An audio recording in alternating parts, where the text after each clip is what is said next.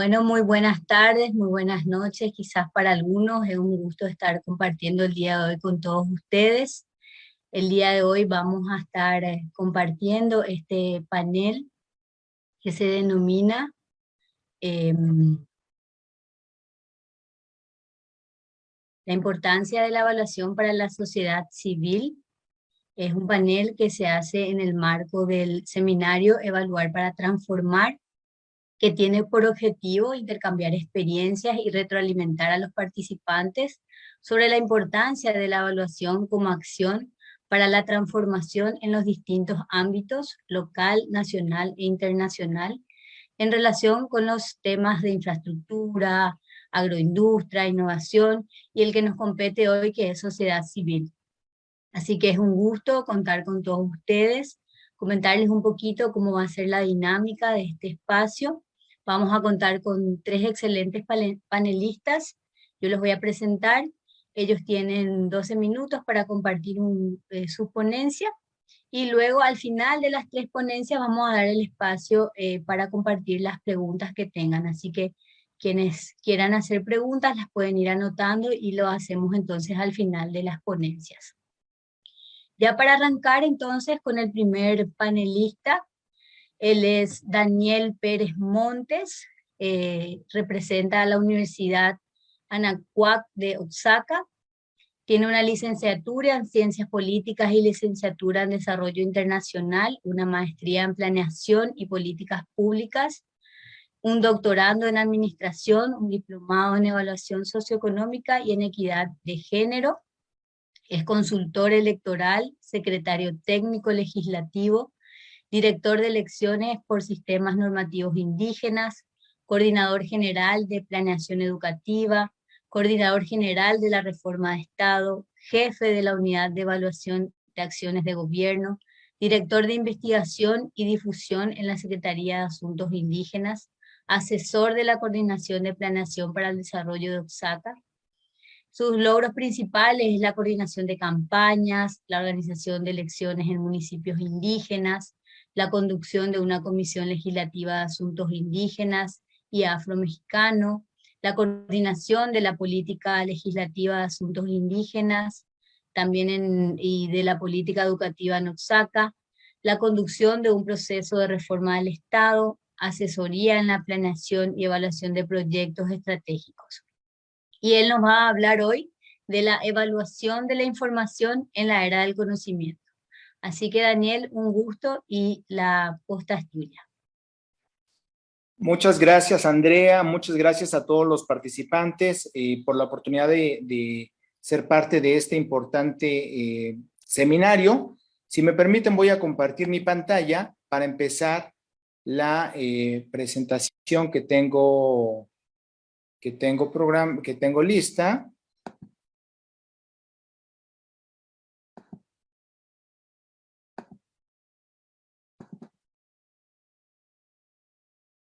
Ok. ¿Pueden ver mi pantalla?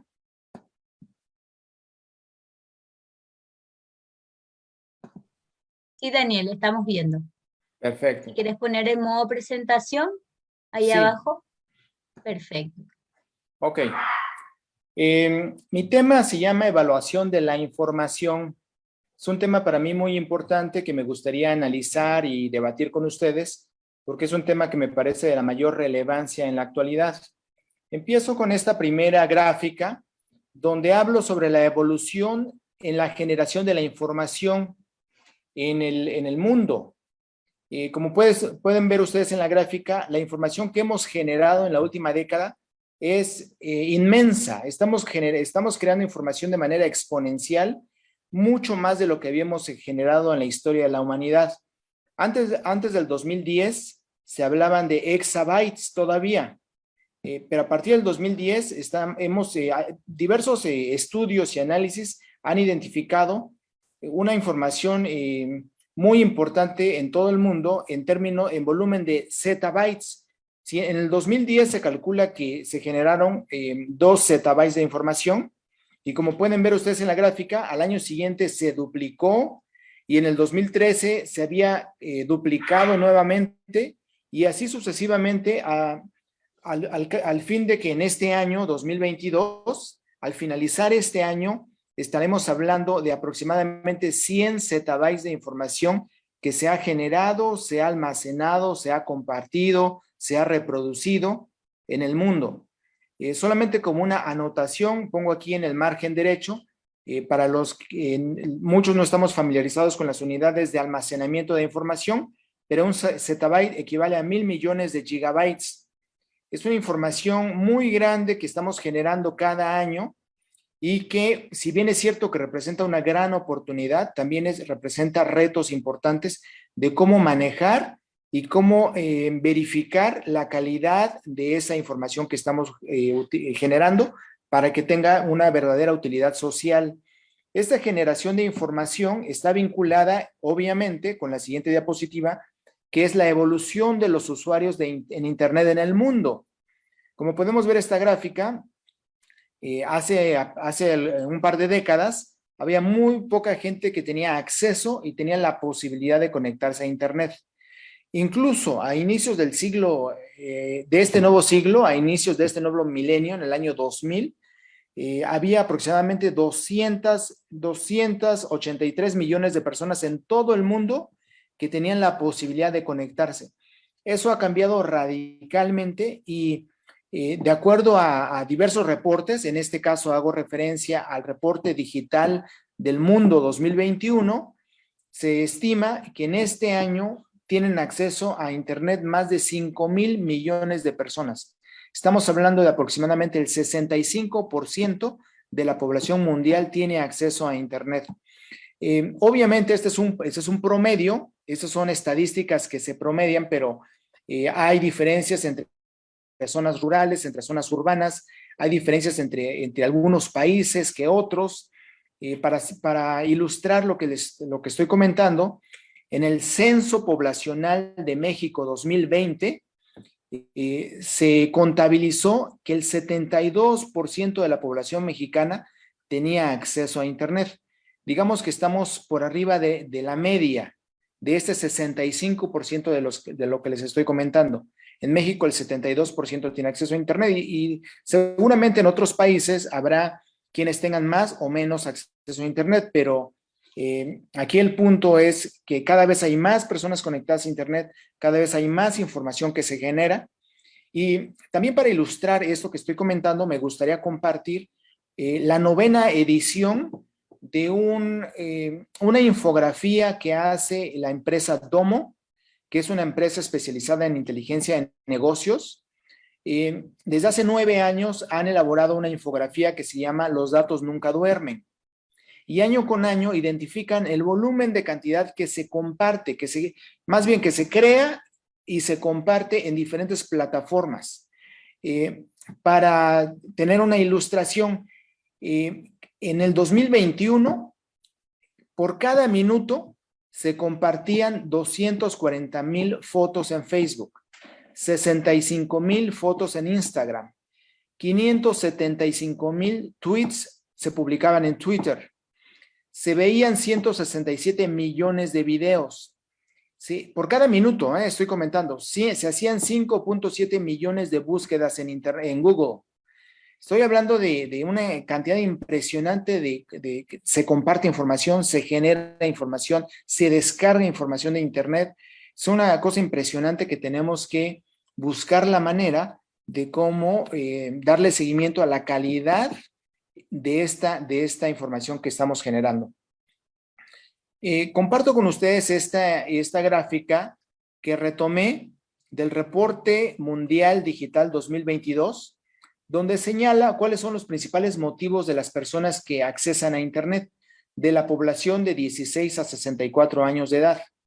En el 2022 podemos identificar que el mayor número de personas que accesan a Internet, estoy hablando del 61% de personas que accesan a Internet, es para buscar información. Y así como pueden ver esta gráfica, de los rubros más importantes tienen que ver con buscar información, ya sea para noticias, ya sea en temas educativos, ya sea en temas de finanzas, ahorros, cuestiones que tienen que ver con cómo resolver problemas para una organización, para una empresa. Si bien es cierto que muchas plataformas y mucha actividad en Internet tiene que ver con redes sociales, no es la principal razón por la cual las personas entran a Internet. Muchas veces podemos pensar que las principales razones serían ver películas en Netflix o en Amazon Prime o cosas así, pero en realidad buscar información, mantenerse informados, información de cómo aprender a hacer cosas, información de productos y marcas, son los principales rubros. En esta gráfica, los que están coloreados de color azul oscuro, están relacionados con temas de trabajo, buscar información, mantenerse informados, y los que están coloreados en color azul claro son temas que yo identifiqué como actividades relacionadas con el ocio y la recreación. Respecto a este análisis que yo hago, es muy importante si nosotros como sociedad estamos ingresando a Internet para buscar información que nos ayude a resolver cosas, es muy importante poder evaluar la precisión, la calidad, la veracidad de esa información. Después de estas diapositivas que he mostrado, me gustaría compartir con ustedes una problemática o una realidad que yo identifiqué. Bueno, de esta gran cantidad de información de las que le comento, el 99.9% de la información mundial en este momento está en Internet. Solamente el 0.007% de la información sigue estando en papel. La mayor cantidad de información ya está digitalizada, ya está en diferentes formatos, en diferentes plataformas y está almacenada y compartida en Internet. Es importante, por eso reitero, voltear los ojos y llevar este tema que traemos de evaluación a la evaluación de la información en Internet. Otro dato importante es que el 90% de la información es reproducida. El 90% de esta información en Internet es reproducida. Es decir, es la misma información que se comparte, que se reproduce, que se refleja en diferentes formatos y que evidentemente digamos, traducirse en diferentes formatos corre el riesgo de poder perder cierta calidad o fidelidad de la información de la que tenía originalmente. Otro dato importante es que entre el 80 y el 90% de la información no está estructurada. Solamente el 10% de la información en Internet se encuentra en bases de datos, en formatos que pueden ser analizados por diferentes programas de cómputo, por diferentes plataformas, pero la gran mayoría de la información en Internet no está estructurada y ese sigue siendo un reto para su análisis y evaluación. Me gustaría centrarme en estos dos puntos que comento aquí al final de esta diapositiva. La información falsa, la información manipulada, la información sesgada, llega más lejos, más rápido y a más gente que la información real y verdadera. Y aquí pongo dos fuentes. Para todas las personas que están viendo este seminario y que tengan interés en verificar estos datos que estoy compartiendo, aquí pongo diferentes fuentes para que puedan acceder a esta información que estoy compartiendo. Y otra cosa importante, 8 de cada 10 personas, de acuerdo a un estudio financiado por la BBVA, 8 de cada 10 personas no saben distinguir una información sesgada o manipulada de una información real y verdadera. A eso me refiero. Ese es el interés de querer platicar con ustedes el día de hoy sobre este tema tan importante. Del reporte digital 2022, que es el más reciente, se hizo una encuesta a diferentes segmentos poblacionales para identificar si este realmente es un tema, si este es algo que a la gente le interese, le preocupe o no lo sea. Pero bueno, aquí en los diferentes segmentos poblacionales se puede identificar que entre arriba del 50 y aproximadamente el 60% de las personas encuestadas mostraron preocupación respecto a la veracidad de la información. Entonces, sí es un tema importante, sí es un tema que vale la pena abordar, y más que nada en el contexto de lo que denominamos nosotros sociedad del conocimiento. ¿En qué consiste la sociedad del conocimiento? Pues en este momento nuestra economía, grandes sectores de la economía están basados en información. Todos los días se genera valor económico a través de investigación y desarrollo y a través de diferentes productos que tienen su sustento en el conocimiento. A diferencia de hace 100 años, donde el 98% de la población se dedicaba al sector primario y solamente el 2% se dedicaba al sector de servicios, se han invertido los rubros y actualmente menos del 2% de la población se dedica a las actividades primarias y más del 98% de la población se dedica a servicios que están vinculados con algún tipo de conocimiento. Por eso la relevancia de abordar esta temática. Por supuesto que hay avances en la materia.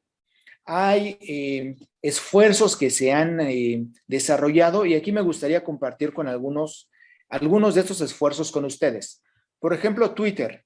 En Twitter desde hace algunos años se implementa un programa que se denomina Birdwatch. Y aquí viene la fuente donde también pueden consultarlo. Birdwatch es un esfuerzo para identificar información sesgada, manipulada, para desinformar, para malinformar. Entonces, este es un esfuerzo importante que está haciendo Twitter en sus redes sociales, implementar este esquema para identificar y contrarrestar información falsa, Birdwatch. Hay otro ejemplo importante, Verified.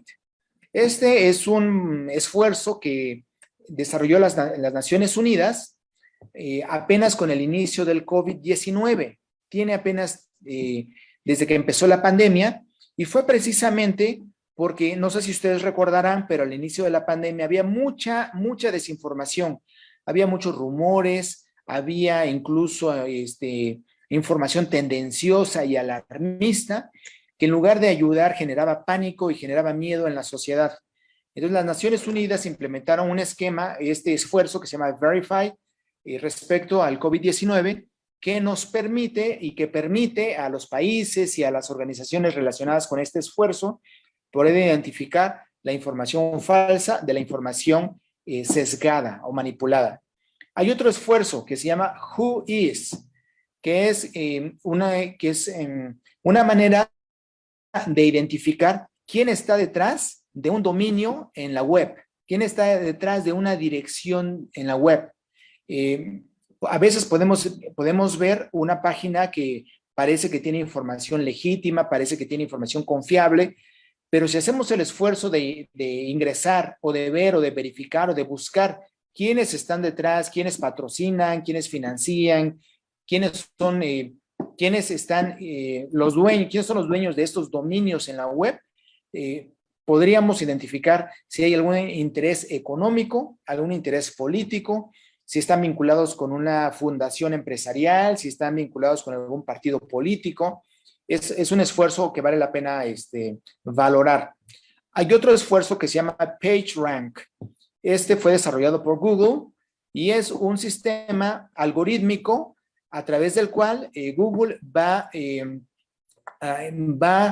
identificando la correlación que existe entre las visitas que hay entre páginas para poder generar indicadores de confiabilidad entre las páginas.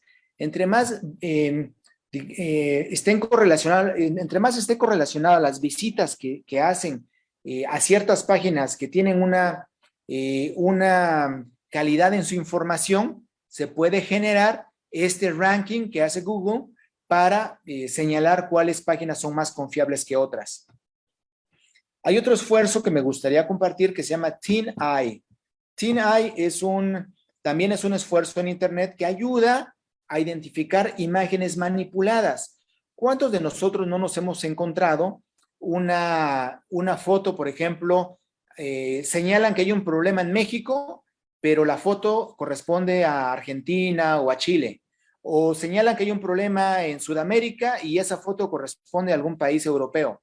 O, por ejemplo, ahora que está la guerra entre Ucrania y Rusia, de repente salían imágenes manipuladas donde uno señalaba al otro y el otro replicaba y decían que estaba manipulado.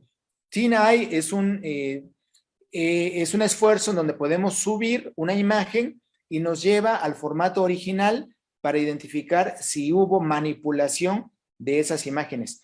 Y así como esa, también está International Fact Checking Network.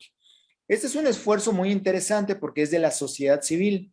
Es un esfuerzo, es un network, es una red global de organizaciones de la sociedad civil en todo el mundo. Actualmente hay más de 80 organizaciones de la sociedad civil que en 60 países están haciendo el esfuerzo de verificar información. Eso nos ayuda mucho.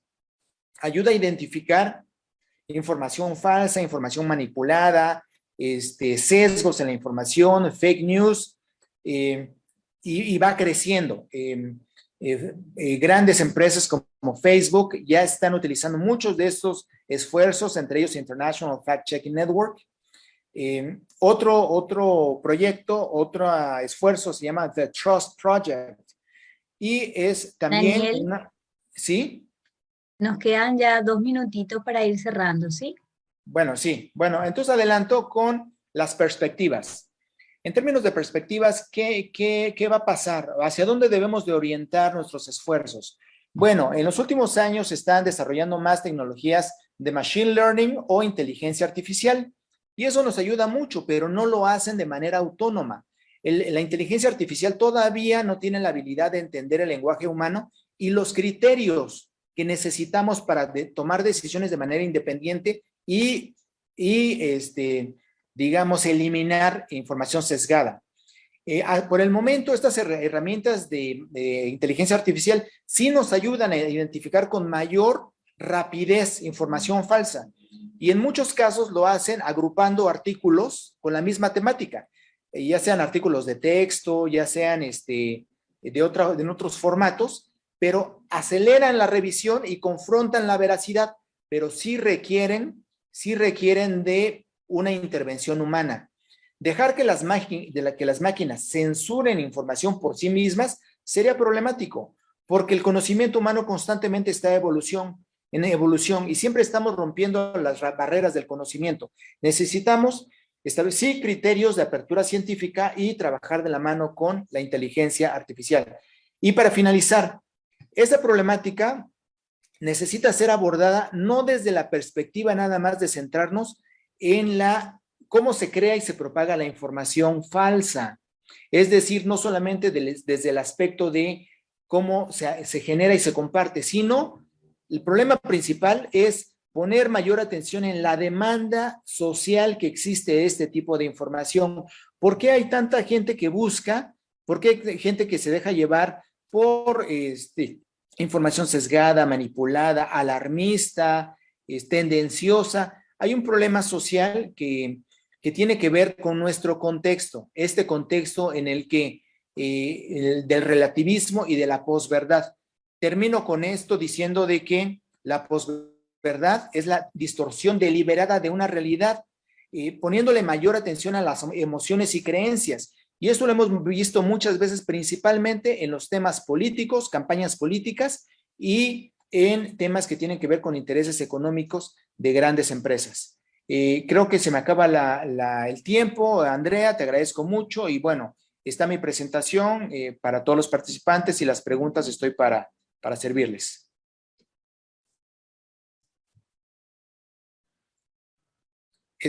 ¿Está bien? ¿Me escuchas, Andrea? Sí, muchísimas gracias, Daniel. Súper interesante lo que nos presentaba el día de hoy. Todo el tema de la generación de la información, sobre todo también el uso de las redes sociales, que creo que, bueno, también se ha visto mucho en estos últimos tiempos. Y bueno, y toda este trabajo tan importante en lo que es la información real y la información sesgada, ¿verdad? Y esto último que nos decías de la demanda social, un poco de la información, Y bueno, creo que también toda esta cuestión de la pandemia nos trajo también, nos volcó en un momento tanta información que uno no sabía cuál era una información certera, cuál era una información que no era real, ¿verdad? Entonces, cuán importante es la información, ¿verdad? Porque en definitiva la información también es poder, ¿verdad? O sea, poder en el sentido de con información uno puede actuar, uno puede incidir, ¿verdad? Entonces, súper interesante, agradecido por el tema que nos trajiste y bueno, vamos a ir viendo las preguntas que puedan ir surgiendo después de los demás participantes. Entonces ahora paso a presentar a Francisco. Francisco Ángel Maldonado Martínez. Él representa la Universidad Anahuac de Oaxaca. Tiene una licenciatura en Derecho y Ciencias Sociales, una maestría en Comunicación Social y Política por la Universidad La Salle de Oaxaca. Es delegado federal en Oaxaca de la Secretaría de Relaciones Exteriores, secretario técnico del titular del Poder Ejecutivo en el estado de Oaxaca, director general del Instituto de Capacitación y Productividad para el Trabajo del estado de Oaxaca también.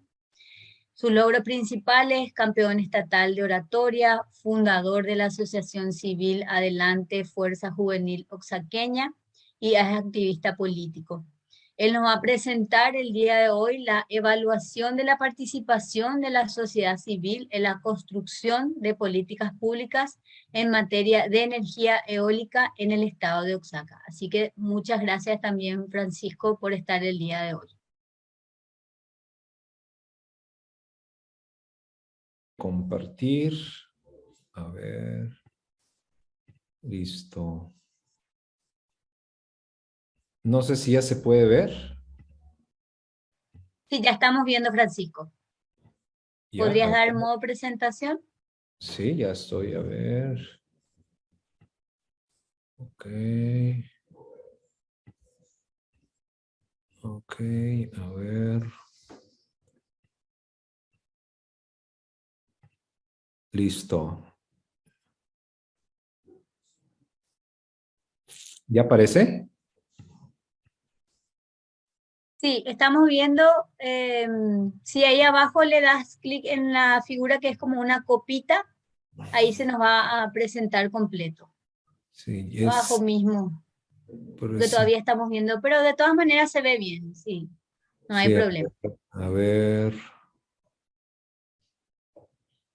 A ver, es que según yo ya me aparece. A ver. Ahí estamos bien, Francisco, se ve bien. ¿Sí? Sí, sí, sí. Ok, muy bien. Una disculpa por no poderlo poner completo, pero al final creo que importa más la retroalimentación y lo que vamos a comentar hoy en este seminario. Primero quiero agradecer infinitamente a la doctora Blanca Salvador, quien gracias a su iniciativa, al ímpetu que le ha puesto a esta primera generación de doctores en administración de la Universidad Anáhuac, este ejercicio, este seminario es posible, y agradecerte a ti en lo personal, Andrea, que pueda ser testigo y moderadora de este cúmulo de conocimientos de muchas disciplinas transversales que el único objetivo que tienen pues es aportar nuestro granito de arena para que a Oaxaca y a México le vaya bien. Yo les voy a compartir un tema que hoy está en la agenda pública, no solamente en Oaxaca, sino también en México. ¿De qué se trata? De la participación de la sociedad civil, esa participación para que construyamos políticas públicas en materia de energía eólica en el estado de Oaxaca. Antes de empezar con mi primer diapositiva, yo quiero compartirles a todas y todos los que nos están sintonizando y principalmente a ti, Andrea, que Oaxaca es el estado de la República Mexicana con más potencial eólico de nuestro país, pero también un dato que nos debería de motivar a todos los oaxaqueños y las oaxaqueñas. Hoy Oaxaca tiene el segundo parque eólico más grande de América y el primero de América Latina. Entonces eso nos lleva a una reflexión de en dónde estamos, qué queremos, a dónde vamos en el tema de sociedad civil, que tiene que ir muy de la mano con el gobierno, con la iniciativa privada y con la revisión y construcción de nueva política pública que nos permita aprovechar al 100% la energía eólica en Oaxaca. Y aquí empiezo con la primera presentación, una breve introducción de qué es la industria eólica. Pues como su nombre lo dice, es una fuente de energía renovable para poder aprovecharla en el concepto que yo lo estoy explicando como una industria. Se requiere conocimientos técnicos y científicos, pues para entender las variaciones, la intensidad, la fuerza, la velocidad del viento, que tiene que ir de la mano con estaciones del año, no por pensar que el aire se encuentra en la naturaleza, no podemos cuadrar o decir de que todos los lugares que existen en el mundo son propicios para generar esta industria eólica. De modo que para que esto sea una realidad tenemos que considerar algunas variables. Por ejemplo, hay dos muy importantes. La primera, como lo acabo de decir, que no cualquier sitio es óptimo para explotar a gran escala esta industria eólica, la energía eólica. Y la segunda, que en los sitios en donde sí existen estas características adecuadas, se requiere un exhaustivo análisis de carácter técnico para su adecuada instalación, para que se pueda aprovechar al máximo esta fuerza del viento y obtener ventajas competitivas, y de ahí podamos generar acciones afirmativas en el tema de políticas públicas e instituciones gubernamentales. Antes de llegar al caso de Oaxaca y de México, yo quiero compartirles que en el mundo hay casos muy exitosos que nos deben de servir de inspiración a los oaxaqueños y a los mexicanos. Hay 3 casos que yo documenté y que los quiero compartir brevemente. Uno en España, uno en Alemania y uno en China. ¿Qué ha pasado en estos países a grandes rasgos? Pues quiero compartirles, por ejemplo, que en España, que es una de las potencias eólicas más grandes del mundo y que, por cierto, es el país que más empresas tiene en Oaxaca generando esta energía eólica. España hace más de 30 años detectó una dependencia energética de las fuentes no renovables. Y a partir de ese diagnóstico interno que hicieron como país, fijó con mucha claridad un plan de transición energético que priorizó exclusivamente el sector eólico.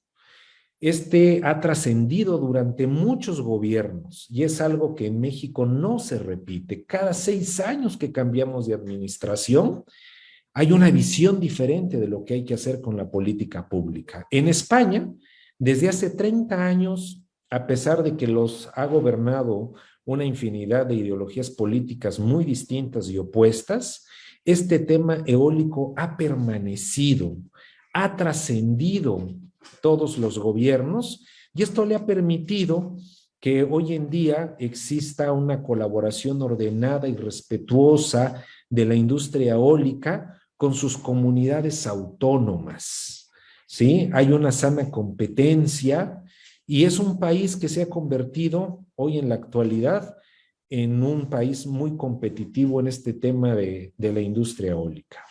El segundo país, un país más conservador, es Alemania. Aquí la industria eólica lleva más de 35 años, muy sólida, muy regulada. Hay muchísimas empresas en ese país que tienen una eficiencia muy elevada en temas de energías renovables, principalmente en este tema que estoy tocando, que es la energía eólica. Ha fomentado Esto es muy interesante, que participe la población, los han involucrado en esta participación porque la comunidad ha visto que el gasto que tiene en el tema de energía, pues le conviene como comunidad, como pueblo, y han llegado a tener un equilibrio entre lo que se produce y lo que se consume. Alemania es uno de los productores de energía eólica más grandes del mundo, el segundo en Europa, después de España, y es también un caso de éxito. Y bueno, el tercero, que es un país asiático, China. Este país no lleva tantos años invirtiendo en la industria eólica, pero de 15 años para acá ha logrado incentivar esta industria económica y tecnológicamente muy poderoso, muy avanzado. Están invirtiendo muchísimo en energías renovables como pieza fundamental de sus planes de desarrollo en la administración pública. Es una potencia eólica en ascenso, ya rebasó en producción eólica, por decir un ejemplo, a los Estados Unidos, y también tienen un elevado consumo energético de su población al ser uno de los países más poblados del mundo. Estos son algunos de los casos de éxito que inspiran al caso oaxaqueño y al caso mexicano. Y de ahí, pues llegamos a la industria eólica en México. Esta transición energética de la que comento, pues no ha sido exclusiva del exterior. En México, a partir de la década de los 90, se empezó a hablar de energía eólica, de impulsar y fomentar el tema de la industria eólica en las agendas gubernamentales locales y nacionales, viendo que es una industria con amplios beneficios en temas de cuidado del medio ambiente, en temas económicos y en temas sociales. En comparación con otros países como los 3 que acabo de compartirles, que llevan mucho más años con el tema eólico arraigado y desarrollado, en México estamos apenas cumpliendo 25 años, pero el crecimiento ha sido muy lento, muy burocrático, y el perfil del gobierno, de la política pública, cambia cada 6 años. Entonces, nos ha costado mucho consolidar una expectativa de crecimiento de esta industria, pero principalmente también nos ha costado mucho socializar abajo con las comunidades indígenas, principalmente con los ejidos, con los comisariados de bienes comunales, lo que implica el campo energético de nuestro país y la inversión que hace esta industria en el estado de Oaxaca. El comienzo formal de la energía eólica en México se da en el año de 1994, al término del sexenio del presidente Carlos Salinas de Gortari. Se instaló por primera vez en el país un parque eólico de inversión pública, no privada, de la Comisión Federal de Electricidad. Años después, muchos años después, se volvió a instalar otra central eléctrica, otro parque eléctrico que se llama La Venta 2, que también es una inversión del gobierno de México. Ahí todavía no tenemos rastro de que se involucre la iniciativa privada. Pero es muy importante lo que se hizo con la Venta 1 y con la Venta 2, porque eso puso en el ojo y en la agenda pública a la energía eólica, principalmente de la que estoy hablando, que se desarrolla en Oaxaca, como agenda pública en el país. A partir de que se instala el primer parque eólico hasta nuestras fechas, han gobernado 5 presidentes de México, donde se tuvo más auge después de la Venta 1 y la Venta 2 con Carlos Salinas de Gortari y Ernesto Zedillo, donde se veía un auge en el tema de empezar a hablar de la energía eólica. Es en el gobierno de Vicente Fox, que inicia con el nuevo siglo en el año 2000. Aquí podemos revisar en programas de gobierno y en sus planes nacionales de desarrollo que México empezó a hablar de desarrollo social equilibrado y sustentable. México empezó a hablar de medio ambiente, México empezó a hablar de procesos limpios para generar energías, y México empezó a asumir compromisos respecto a la integración de nuevos mercados que generaran energía eléctrica a través del viento. Es ahí, hasta el año 2000, cuando México se alinea con muchas de las exigencias internacionales. Recordemos que desde la década de los 70 en el mundo ya se habían firmado protocolos y tratados internacionales, convenciones internacionales para que los países asumieran un compromiso con el medio ambiente y para generar energías limpias. Y es hasta el año 2000, casi 3 décadas después de la Convención de Viena, por ejemplo, que se empieza a hablar en la Administración Pública Federal de procesos productivos limpios. Después viene otro sexenio, el de Felipe Calderón, en el año 2006, del 2006 al 2012. Aquí podemos observar que en este gobierno se consideró promover el uso y producción eficientes de energía, fomentaron muchísimo el uso de energías renovables que impactaran en la economía, en el ambiente y en la sociedad favorablemente. Se incrementó muchísimo el porcentaje de generación de energía eléctrica a través de fuentes renovables.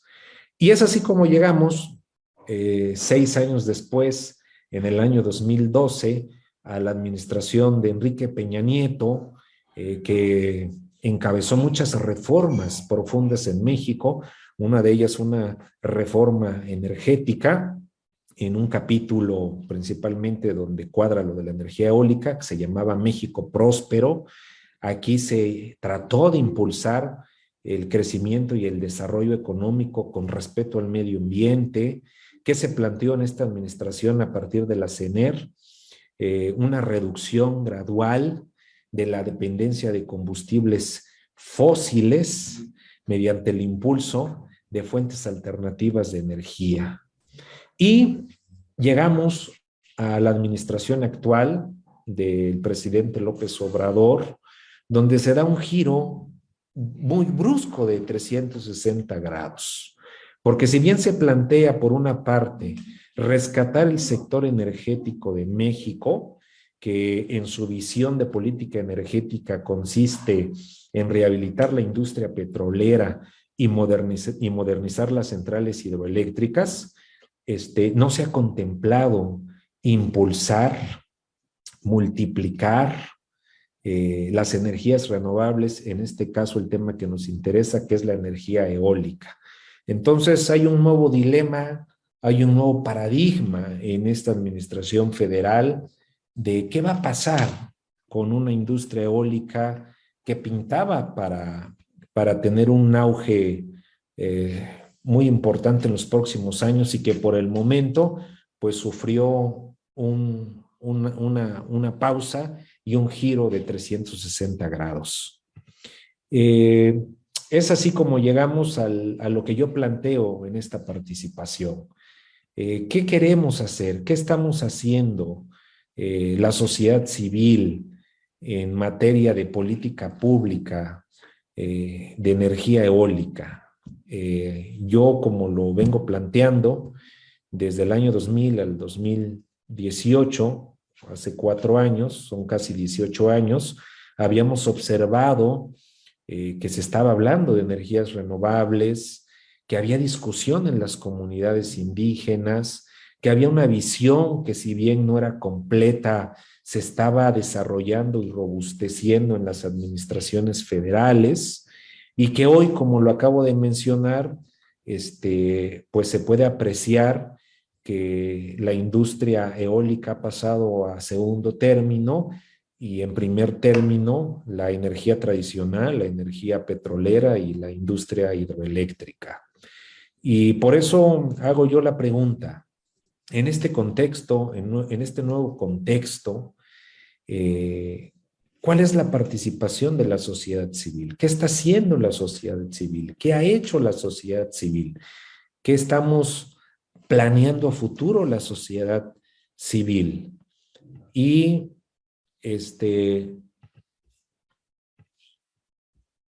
a ver, ¿se pasó a la número 8? No, estamos todavía en en la pregunta. Y nos Ok. quedan 3 minutos, Sí, Francisco, es ¿sí? que quiero seleccionar la 8 y no me deja. A ver.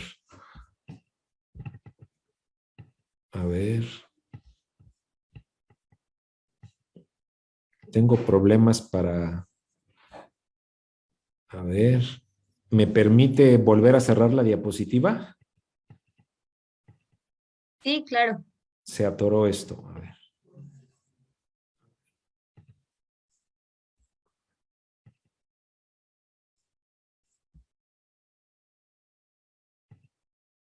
Listo, ¿se ve? Sí, estamos viendo. Muy bien, aquí está, perdón, aquí es donde se atoró, ¿no? Sí. Entonces, hago la pregunta, ¿cuál es la participación de la sociedad civil?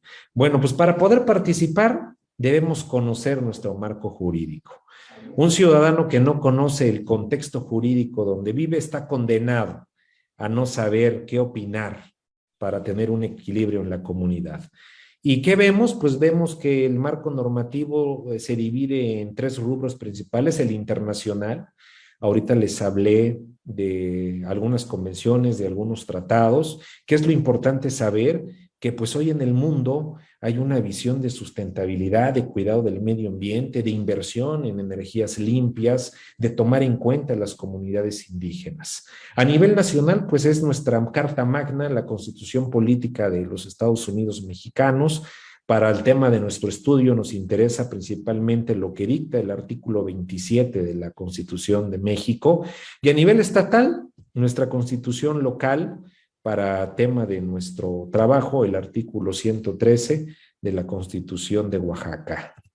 ¿Qué hemos detectado a lo largo de la construcción de este proyecto de tesis doctoral, que ha tenido investigaciones cualitativas y cuantitativas, que ha hablado con todos los involucrados del sector público, del sector privado y de la sociedad en general? Pues que hay 2 grandes visiones, hay 2 posturas opuestas en torno a la construcción de políticas públicas en materia de energía eólica. La primera, que es a favor, que está basada en las opiniones de quienes sostienen que las políticas públicas que incentivan a la industria eólica son benéficas para el entorno, porque promueven mucha inversión privada, porque generan la construcción de nuevos empleos directos e indirectos, desde que se construyen los ventiladores, desde que se instalan los ventiladores hasta que se ponen en funcionamiento, y también porque se contribuye a la mejora del medio ambiente, porque se reducen notablemente las emisiones de gas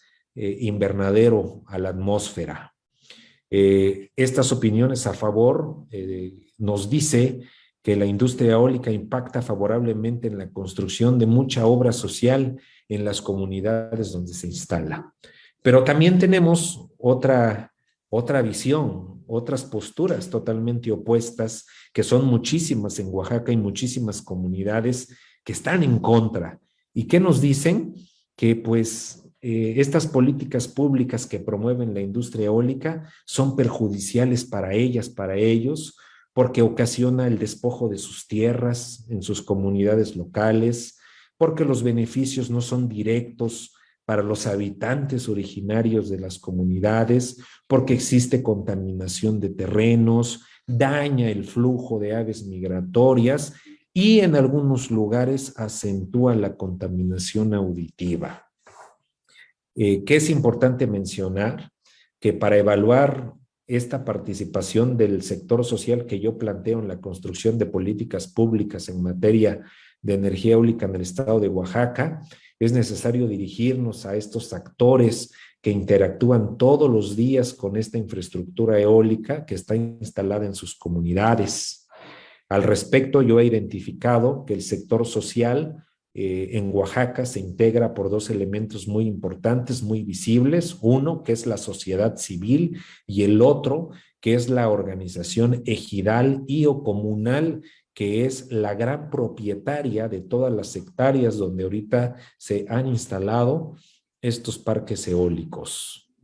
En este estudio que yo realicé en mi proyecto de tesis, que ahorita lo estoy compartiendo con ustedes en este seminario, hay algunos actores que quiero compartirles.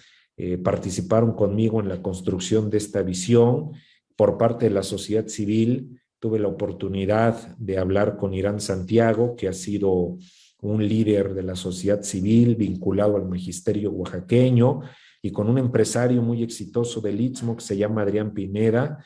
Él tiene mucha presencia en el sector de la iniciativa privada. En el tema de la organización ejidal, tuve la oportunidad de conversar con una presidenta municipal que habita uno de los municipios donde se han instalado los parques eólicos. Tuve también la oportunidad de hablar con comisariados ejidales, con agentes municipales del Istmo de Tehuantepec, y este es el resultado de haber conversado con ellos. Por ejemplo, me llama muchísimo la atención que a pesar de que viven en la misma región, de que a pesar que viven muchos en el mismo municipio, de que son agentes de poder, de opinión pública, que construyen liderazgo, tienen visiones muy encontradas, ¿no? Por ejemplo, la presidenta de Santo Domingo Ingenio, donde se encuentra el parque eólico más grande de América Latina de Mitsubishi, ella manifiesta que sí se ve mucha obra social que ha construido la industria eólica, pero también ella, siendo presidenta, nos dice: no hay coordinación entre gobierno federal, entre gobierno estatal, y menos ellos han sido promotores de que exista un vínculo con las empresas eólicas. Aquí la iniciativa privada ha tenido una relación directa con las autoridades municipales, y el gobierno federal y estatal pues han sido testigos de esto, ¿no? Por ejemplo, en el sector de sociedad civil, cuando hablé con Irán Santiago y Adrián Pineda, uno sostiene que la industria eólica, como la presidenta, ha traído grandes beneficios a su región, pero que no todos han sido justos. El segundo empresario, ¿qué dice, no? Que hay muchos conflictos sociales que el gobierno no ha resuelto, en el que el gobierno no se ha involucrado, y que eso ha propiciado que haya límites en la expansión de la industria eólica. Y en el tema, por ejemplo, de quienes pertenecen a la organización ejidal, cuando hablé con María, con Carmelo, con Ángel, ellos destacaban que los aerogeneradores efectivamente les han traído contratos de arrendamiento que les ha cambiado su vida, pero que, por ejemplo, son desiguales. A uno le ofrecen $1,000, a otro le pueden ofrecer $5,000. Ha sido pues una expansión inequitativa en tema del valor de la tierra, del campesino, del comisariado ejidal y comunal. Nos han comentado que han visto algunas circunstancias injustas con estos contratos que les estoy compartiendo, porque los beneficios no son iguales para todos, a pesar de que la tierra es la misma, los metros cuadrados son los mismos, y han también manifestado que han sentido una falta de apoyo, de asesoría por parte de autoridades municipales, estatales y federales. Esto en detrimento del valor de su tierra. ¿Qué quiero yo compartir con todo este diagnóstico que yo les estoy compartiendo?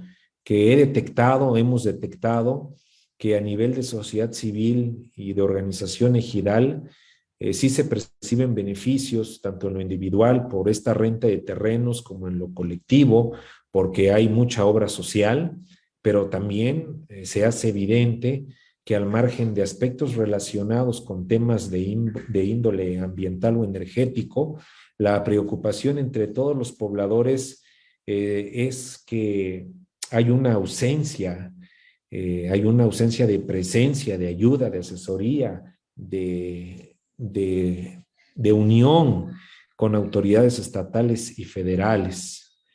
En conclusión, en síntesis, puedo afirmar que en la región del Istmo de Tehuantepec, en el estado de Oaxaca, el sector social, integrado por las organizaciones ejidales y la sociedad civil, no está participando activamente en la construcción de políticas públicas en materia de energía eólica, solamente vive los efectos de las mismas, lo cual para mí resulta muy injusto. Sin embargo, es necesario cuestionarnos por qué está sucediendo esto y sobre todo, qué vamos a hacer para cambiar esta narrativa. Por eso yo en esta diapositiva les presento dos modelos. El modelo actual, el que prevalece en la actualidad, que es un modelo así como lo ven, uniforme, donde el sector gubernamental está divorciado del sector empresarial, donde el sector empresarial está divorciado del sector social, donde no hay retroalimentación, donde no están en las mismas circunstancias estos tres sectores. He detectado que existe coordinación entre el sector gubernamental y empresarial y entre el sector social y empresarial, pero por ejemplo no existe una coordinación efectiva entre el sector gobierno y el social, que es lo más importante. Los gobiernos se deben a las sociedades y las sociedades se retroalimentan de lo que hacen sus gobiernos. Y de esta realidad, pues planteamos una nueva necesidad, un nuevo modelo para incrementar esta participación de la ciudadanía en la construcción de estas políticas públicas.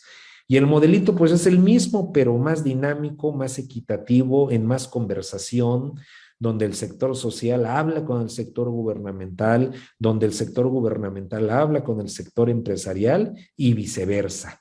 Los tres sectores transitan, hablan, se comunican, tienen coordinación plena entre de sí.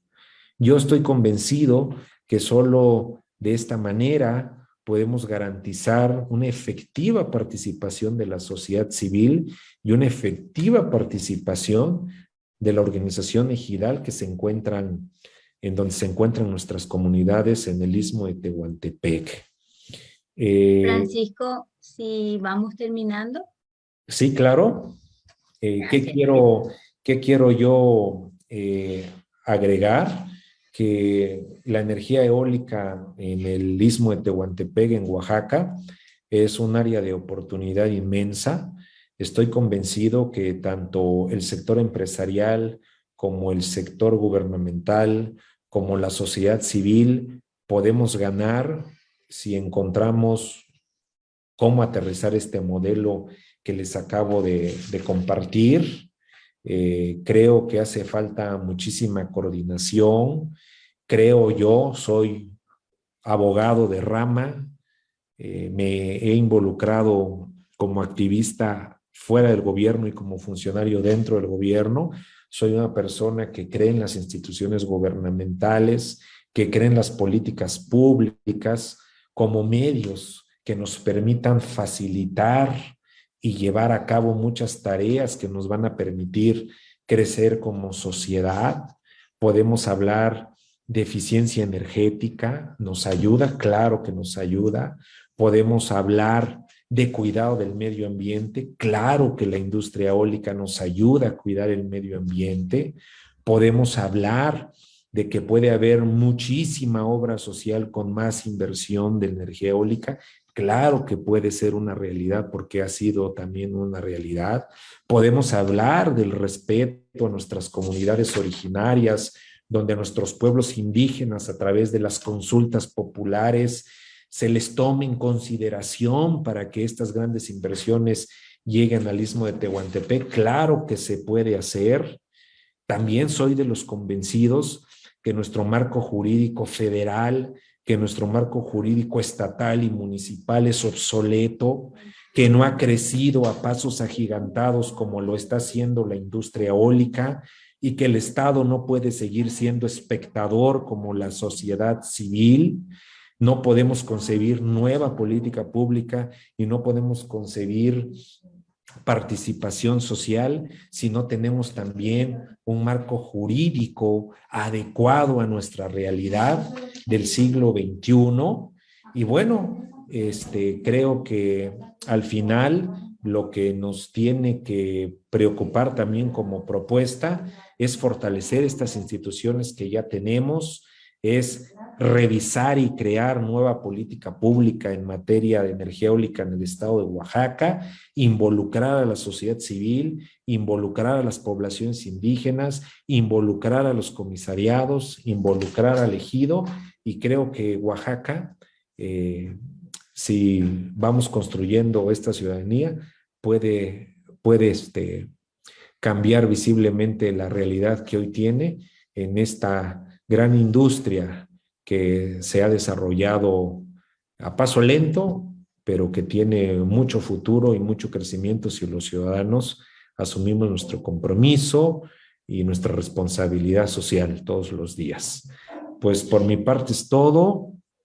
Comparto las referencias bibliográficas de las diapositivas que les acabo de presentar, y como lo dije en un inicio, el tema que les acabo de exponer es evaluación de la participación de la sociedad civil en la construcción de política pública en materia de energía eólica en el estado de Oaxaca. Por su atención, muchas gracias, y me gustaría escuchar comentarios, preguntas para tener una retroalimentación efectiva.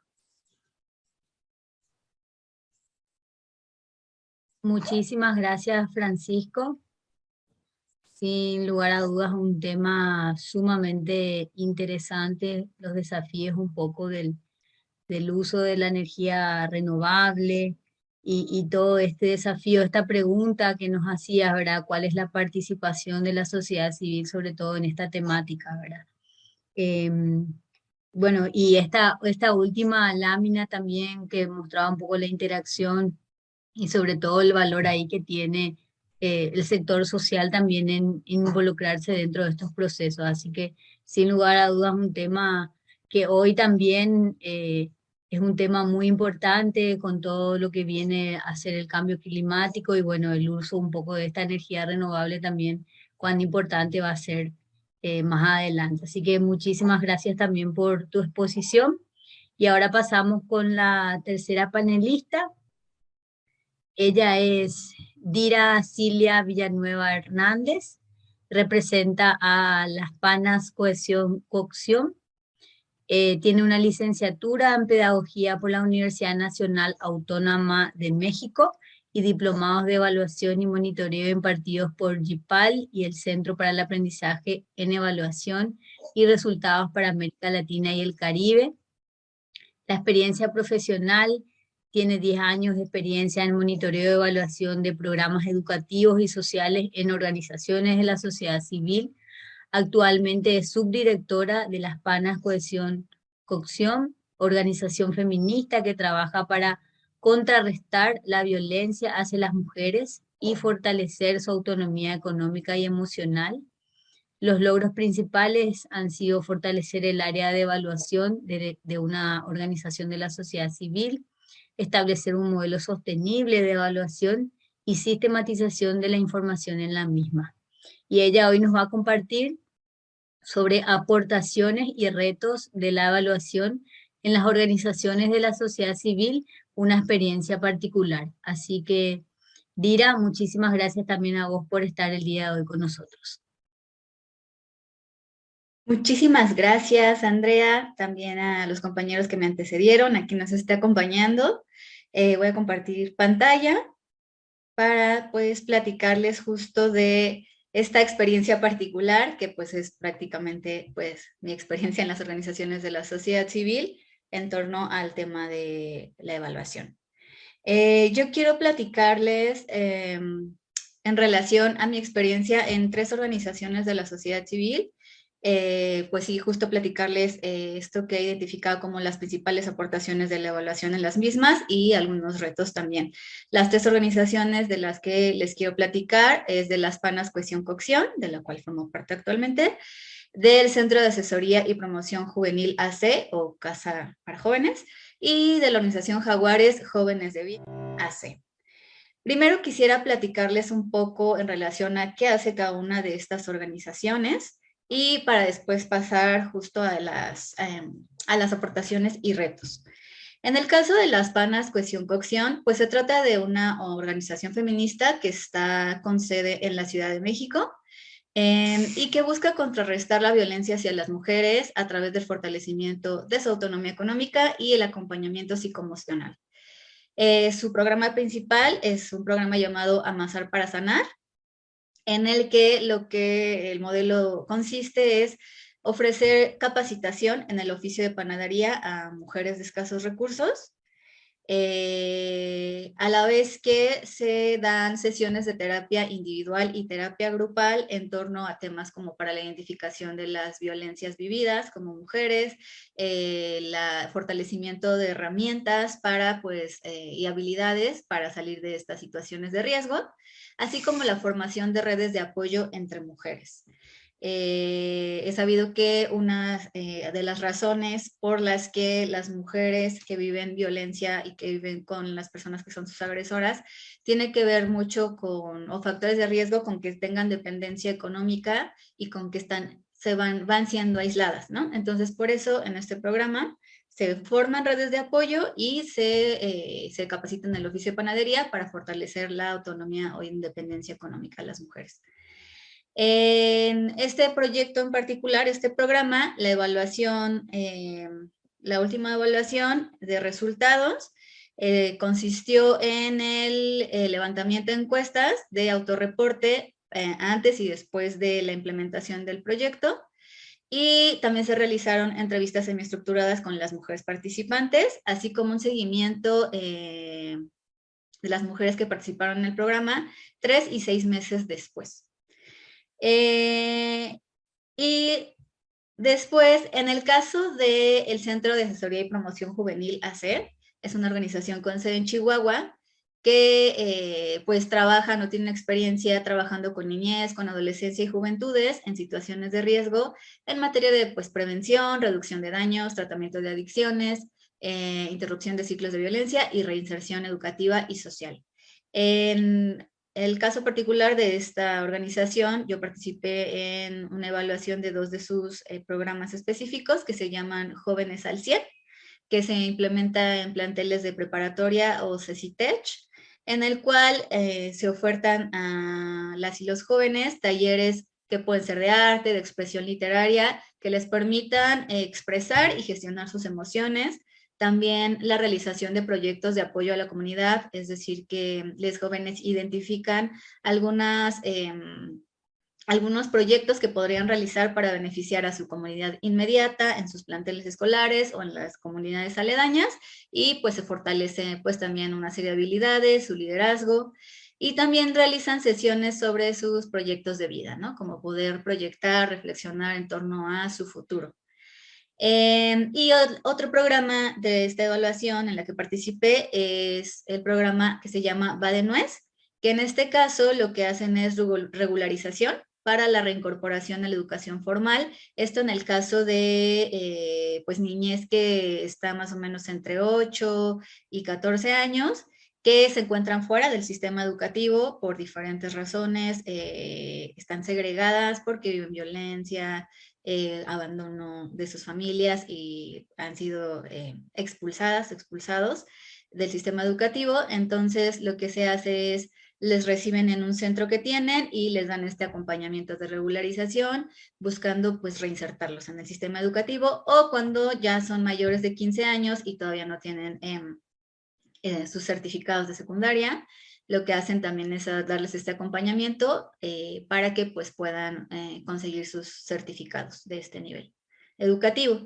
También les dan talleres para el desarrollo de habilidades para la vida, algunos talleres sobre estilismo, sobre cómo hacer sus huertos en casa, talleres de cocina, etcétera. Y en el tercer caso de la organización Jaguares Jóvenes de Bien, lo que hacen en esta organización, que también está basada en el estado de Chihuahua, es que igual trabajan con niñez, con jóvenes y con las familias a través de diversos programas que están enfocados a la prevención y atención de la violencia y las adicciones. El programa evaluado en este pues, proyecto de evaluación en el que participé se llama Reconstruyéndome, modelo de atención focalizada a generadores de violencia familiar en conflicto con la ley. Este programa de lo que se trata es que tienen ya Jaguares Jóvenes de Bien algunos convenios con diferentes instancias que pueden ser gubernamentales, como el Instituto de Servicios Previos al Juicio, también con centros de rehabilitación, con centros penitenciarios, y lo que han hecho esta sensibilización de que más allá de cuando una persona es sentenciada como si ha sido una persona generadora de violencia intrafamiliar, de pareja, más allá de las sentencias punitivas, es importante impulsar como parte de las sentencias, pues poder recibir algún tipo de acompañamiento que pueda generar una modificación de las conductas violentas. Entonces, lo que hacen cuando reciben ya personas que han sido en su dictamen, como dicho que sí, son personas generadoras de violencia, es hacerles un diagnóstico para asegurarse de que cubren el perfil del tipo de personas que pueden atender. De ser así, pues les dan terapia individual con un enfoque cognitivo-conductual, porque justo quieren que realmente se concreten cambios de conducta al pasar por esta terapia.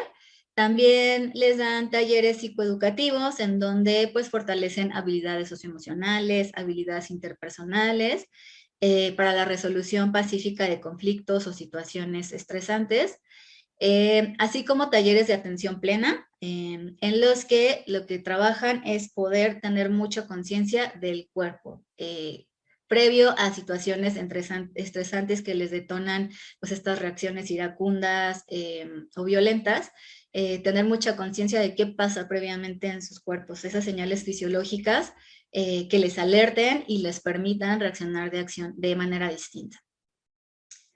Y bueno, en el caso de estas dos organizaciones, de Casa para Jóvenes y Jaguares Jóvenes de Bien, la evaluación que se realizó fue una evaluación de consistencia y resultados. Se trató de una evaluación solicitada pues externamente por un patrocinador que tenían en común. Y pues justo en la idea de retroalimentar el diseño, la gestión y los resultados que estaban generando con estos programas, pues para tener información de forma que puedan mejorarles. En este caso, esta evaluación estuvo guiada por 33 preguntas en total, con diferentes apartados. Como se muestra en esta tablita, eran algunas 9 relacionadas con el diseño de ese programa en especial que se estaba evaluando. También 6 de la planeación, seguimiento y evaluación. 3 de la cobertura y la focalización de estos programas, es decir, que si están atendiendo a las personas que son esta población objetivo y sus estrategias para cubrir pues estas personas que tienen esas problemáticas que definieron en sus diagnósticos. 8 preguntas están relacionadas con la operación, de qué manera llevan su operación, si hacen una operación efectiva. 1 en relación a la percepción de la población atendida y 6 relacionadas con la medición de resultados. En estas preguntas, 23 son en un esquema binario, dicotómico, de poder, es una pregunta en donde hay que decir si sí se cubre o no se cubre, y si, en el caso de ser afirmativo, se asigna un puntaje que va del 1 al 4, dependiendo del nivel de cumplimiento de ciertas características que se definen. Y también hay 10 preguntas que son abiertas, y en el caso de las 33 preguntas, se tiene que sustentar con evidencia documental que se agrega en el análisis, así como explicitar los principales argumentos que llevan a dar como respuestas a cada una de estas preguntas, y una serie de formatos complementarios para, pues eso, como sumar a la argumentación y al análisis de lo que se está afirmando. Pues bueno, entonces para hacer esta evaluación, para poder dar respuesta a estas 33 preguntas, pues se realizó una serie de pues, revisiones y análisis de información de múltiples fuentes, desde pues, documentos fundacionales, descriptivos de los programas, las bases de datos que utilizan para sistematizar su información, las plataformas que utilizan, etcétera. así como también pues el levantamiento de encuestas de autorreporte con la población beneficiaria y también una serie de foros participativos, se les llamaron, pero pues son grupos focales, con personas beneficiarias, también con personas colaboradoras de las organizaciones para también identificar desde su perspectiva pues los efectos de los programas, pero también que identifican que se tiene que mejorar. Y también una serie de entrevistas con actores clave, por ejemplo, en el caso de Casa para Jóvenes, que les platicaba de este programa que trabajan pues con adolescentes y jóvenes, se entrevistó a directoras y directores de algunos planteles. Pues bueno, ahora voy a tener en esta laminita justo en cuanto a las aportaciones y retos de la evaluación en las organizaciones de la sociedad civil. Estas organizaciones, las 3 organizaciones de las que les platico, pues tienen pues características particulares cada una. Y en cuanto a las aportaciones para que puedo identificar en las 3 organizaciones, es que justo una de las aportaciones principales es que estos hallazgos que tienen con sus evaluaciones, pues les dan evidencia para la rendición de cuentas con sus patrocinadores, ¿no? Es muy común que pues justo tengan que generar una serie de reportes para pues poder, en donde definen pues qué tanto cumplieron como estos resultados a los que se habían comprometido con quienes les financian los programas o proyectos. Pero pues más allá de eso, también justo les dan esta evidencia para optimizar los recursos y fortalecer su trabajo, ¿no? Por ejemplo, en el caso de las PANAS, cohesión-cocción, una de las, de los hallazgos al hacer esta evaluación que se realizó con las mujeres es que ellas identificaban que si bien tienen esta capacitación en el oficio de panadería, pues creían que les servía también el poder hacer una serie de prácticas. Entonces, esto permitió que ahora con lo que se ha fortalecido el modelo de atención es que se hicieron alianzas con una serie de panaderías que están sensibilizadas en el tema de pues tener como perspectiva de género, respetar los derechos humanos de las personas en los entornos laborales. Se generó esta alianza con estas panaderías, entonces ahora las mujeres tienen esta alternativa de hacer prácticas en estos espacios para pues ya vivir tal cual el oficio de panadería y el ritmo que lleva pues en la realidad, y se va a incluir también el apoyo económico para el transporte y la alimentación, que también va a facilitar que puedan realizar estas prácticas. En el caso, por ejemplo, de Jaguares Jóvenes de Bien, esta evaluación, como parte de la evidencia para optimizar, es que también tienen problemas de repente para recibir canalizaciones, a pesar de que en la evaluación se identificó que pues hay una coherencia interna desde el diagnóstico, lo que han diseñado, cómo lo operan. Tienen como un cuello de botella en la canalización de personas sentenciadas como generadoras de violencia, y uno de los temas que se identificó es que falta comunicar lo que hacen, o sea, como fortalecer sus estrategias de comunicación del trabajo que hacen y de los resultados que generan, como una forma de poder establecer o agilizar estas canalizaciones con las instancias con las que ya tienen convenios, así como poder hacerlo con otras que también puedan hacer estas canalizaciones.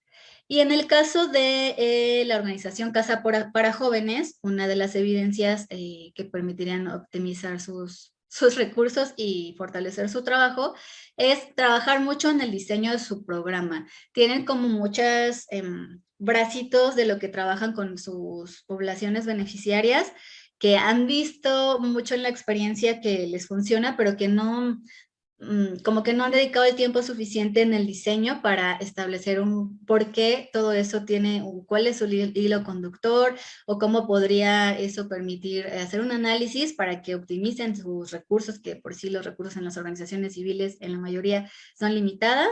Entonces es como importante, porque además identificó que tienen confusiones desde el diseño para definir los objetivos y diferenciarlos con sus indicadores, o que sus indicadores estén alineados con los objetivos. Entonces es muy importante que puedan trabajar en ese sentido.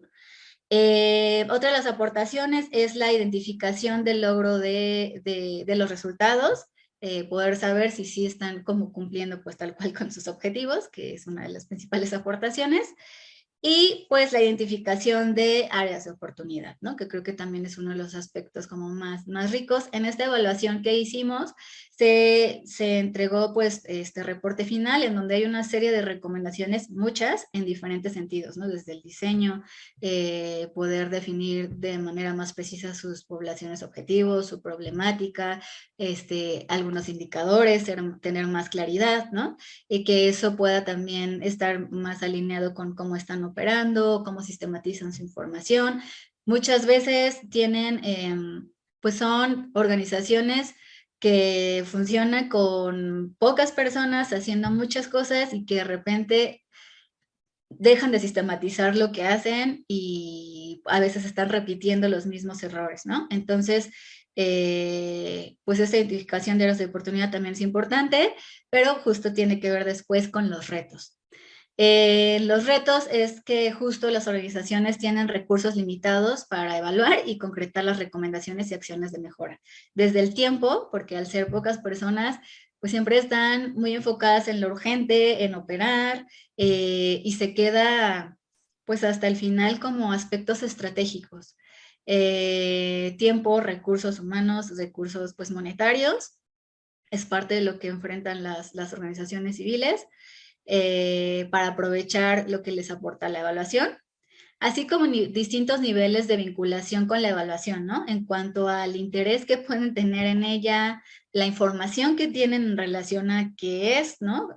Para qué les sirve esta valoración, de por qué es importante, qué les puede aportar, por qué es fundamental, es muy diferente en distintas organizaciones, y también ahí se vincula con el tema de recursos. Por ejemplo, en el caso de las PANAS, Cohesión Cocción, que es una organización pequeña, que está bastante sensibilizada y consciente de lo que le puede aportar la evaluación, pero pues igual sus recursos son limitados, ¿no? Entonces justo como que diseña una evaluación que le permita como que salir en tiempos con lo demás, pero que sí les dé como una evidencia de saber si están por un buen camino en el trabajo que están haciendo. En el caso de Casa para Jóvenes y Jaguares, pues tuvieron este recurso, ¿no? De su mismo patrocinador, que les pidió realizarse una evaluación de consistencia de resultados, pero que entre ellas dos tienen un nivel distinto de familiarización con la evaluación. Casa para Jóvenes tiene una menor sensibilización, información en relación a por qué es importante y lo que les puede aportar. Entonces, en ese caso, pues falta como a nivel organizacional también esta cultura de la evaluación, ¿no? Que permita entonces como adoptarla y buscar alguna manera de integrarlo en sus prácticas de manera permanente, asignarles un recurso y aprovechar lo que les puede aportar para mejorar. En el caso de Jaguares, por ejemplo, sí son una organización muy consciente del valor y los aportes de la evaluación. Tienen vínculos, por ejemplo, con la Universidad Autónoma de Ciudad Juárez, con algunas personas investigadoras que les apoyan mucho en trabajar justo que su evaluación esté alineada, que pueda evaluar el nivel de logro de lo que quieren impactar en las personas beneficiarias. Y entonces eso les permite también aprovechar de una mayor forma la evidencia de las evaluaciones que realizan e impulsarla y, bueno, aprovecharla, ¿no? Como ya decía. Y pues bueno, ya mencionaba lo de lograr como una cultura de la evaluación en las organizaciones, porque también eso permite tener mucha claridad de sus alcances, ¿no? ¿Qué sí permite y qué no les permite una evaluación? A veces en mi experiencia también se pretende que a lo mejor que con la evaluación se resolviera como las problemáticas que tiene la organización misma en el tipo de resultados que generan. Y bueno, pues no es así, ¿no? Entonces, esta cultura de la evaluación y estar como muy conscientes al interior de las organizaciones, pues permite eso, como saber que sí, que no les puede resolver una evaluación, que necesitan también, ¿no? Porque a veces se quiere como, quiero que me evalúes esto, A, B, C y D, y se llenan de muchísima información que después ni se puede sistematizar, ni se aprovecha. Entonces, poder saber, pues no sé, para jóvenes, identificar que es muy importante que ahora yo me enfoque en una evaluación de diseño, por ejemplo, ¿no? Antes de irme a la parte de los resultados. Saber qué necesitan en determinado momento, para qué lo necesitan y por qué lo necesitan evaluar. Entonces, esos para mí serían como los 3 principales retos que me gustaría compartir con ustedes. Y pues básicamente con eso termino mi presentación. Pues muchas gracias. Muchísimas gracias, Dira. Sin lugar a dudas, un tema sumamente importante. Por un lado, la evaluación que genera un poco de esa evidencia que permite tomar decisiones y sobre todo un poco la evaluación también desde este enfoque del género, ¿verdad? La importancia del tema del género, que creo que es algo que va creciendo y es algo en lo que tenemos que seguir ahondando, ¿verdad? Y empoderar a nuestras mujeres, ¿verdad? Que creo que también es muy importante ir trabajando eso. Así que bueno, muchísimas gracias. Excelente las 3 presentaciones, temas bien diversos, pero muy, muy interesantes. Y bueno, ahora quiero pasar sí, a algunas preguntas que nos han hecho. Y en ese sentido, bueno, empezar un poquito con algunas preguntas para Daniel. Tenemos como un set de 3 preguntas, Daniel. Uno dice, ¿cuál es la diferencia entre información y conocimiento? ¿Cuál es la diferencia entre la era de la información y la sociedad del conocimiento? ¿Y en qué consiste en la gestión de la información y la gestión del conocimiento? Ese por un lado, así como un set de preguntas en esto de información y conocimiento.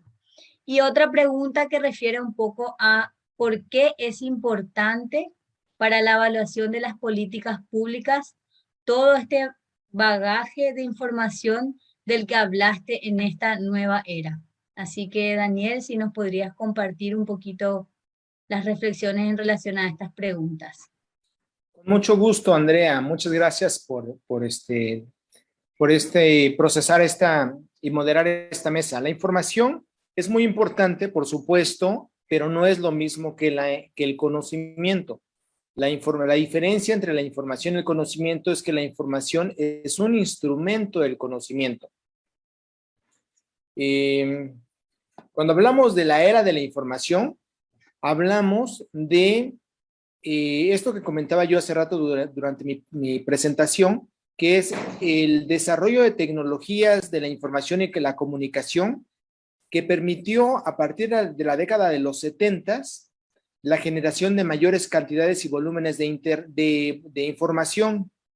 Con la aparición del Internet, con el desarrollo de tecnologías, la computadora, se inició una cascada de evolución de información tan amplia que esa era se le denominó la era de la información, la era de una información que fluye, que crece, que es diversa, que no tiene una sola fuente, sino que ahora todas las personas conectados a Internet podemos generar información, podemos compartir información, podemos almacenar información.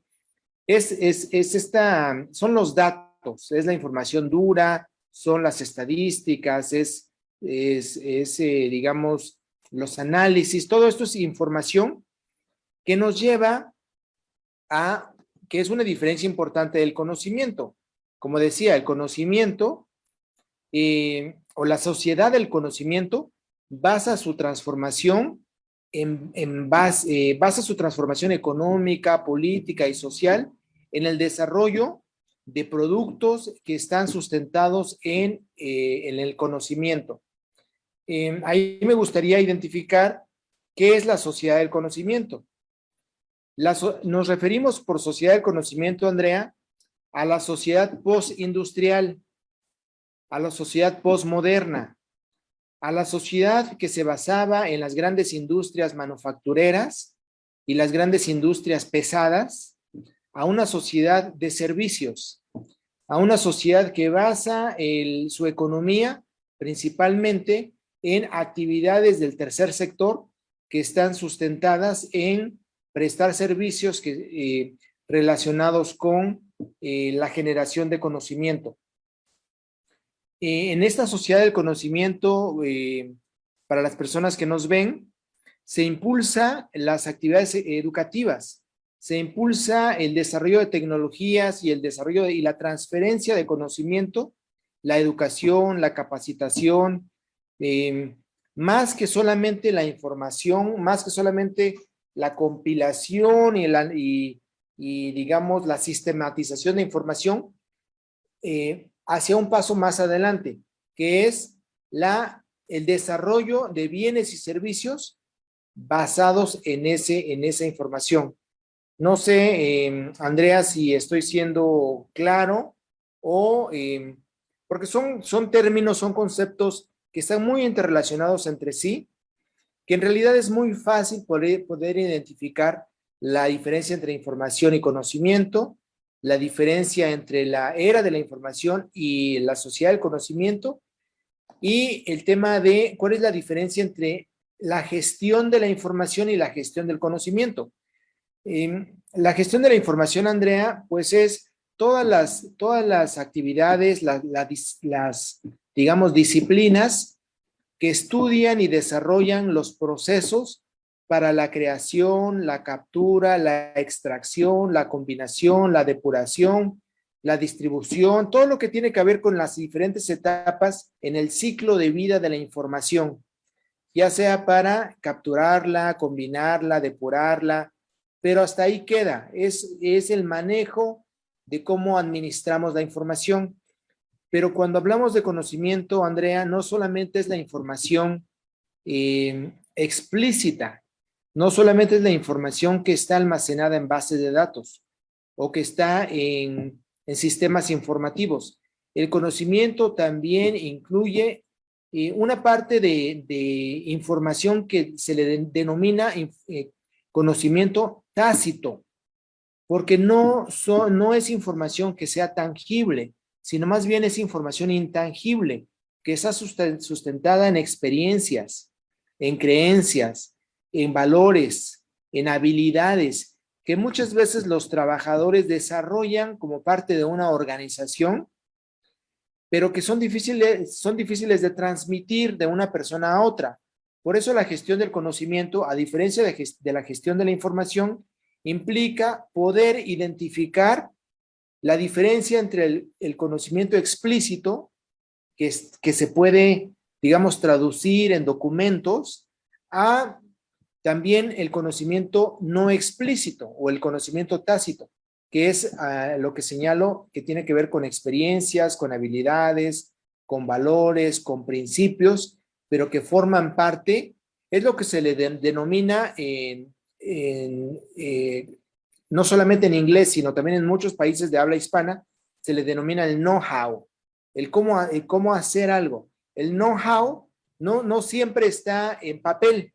El know-how es una habilidad que tienen, digamos, ciertos equipos de trabajo que para poderse traducir a otros equipos de trabajo, para poderse transmitir, se requiere de todo un proceso, Andrea. Eso es con respecto al primer set de preguntas que me hacías. Y el segundo, que me decías, ¿qué tan importante es toda esta información que se genera con respecto a la elaboración y diseño de políticas públicas? Por supuesto que es muy importante, porque si no tenemos un diagnóstico de la problemática, claro, si no tenemos un diagnóstico sustentado de manera objetiva, vamos a estar haciendo recomendaciones de política pública equivocadas. Y es lo que hemos visto en muchos países, Andrea, y a todos los que nos ven. Hemos visto que en muchos países hacen recomendaciones totalmente erróneas para el contexto, porque no analizan el contexto, no analizan las características, no van a la profundidad de conocer los detalles de la realidad social. Una política pública que se aplica en cierto contexto no tiene las mismas posibilidades de tener éxito en otro contexto.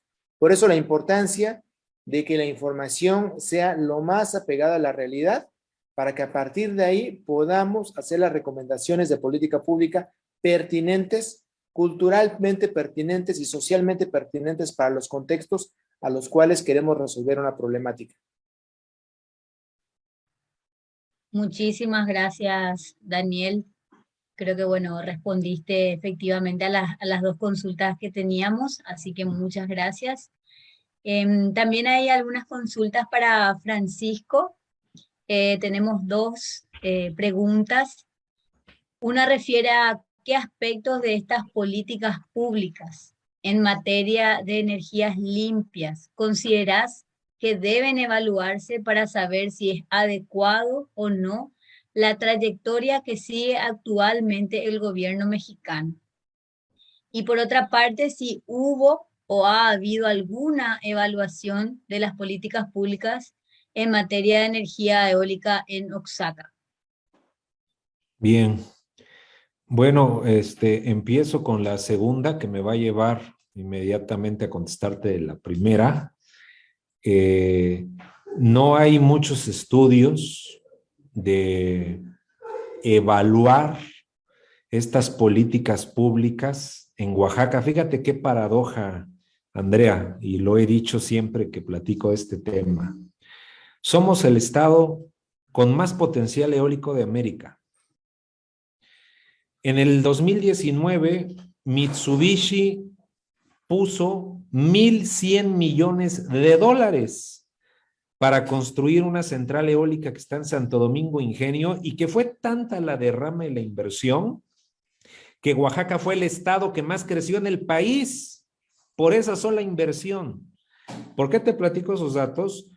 Porque te lo digo como empecé. Qué paradoja que Oaxaca, teniendo ese potencial eólico que está comprobado es el más grande de América, no cuenta con una evaluación de ONGs, de gobiernos, de sociedad civil, de la política pública que gira en torno a esta industria. No la hay.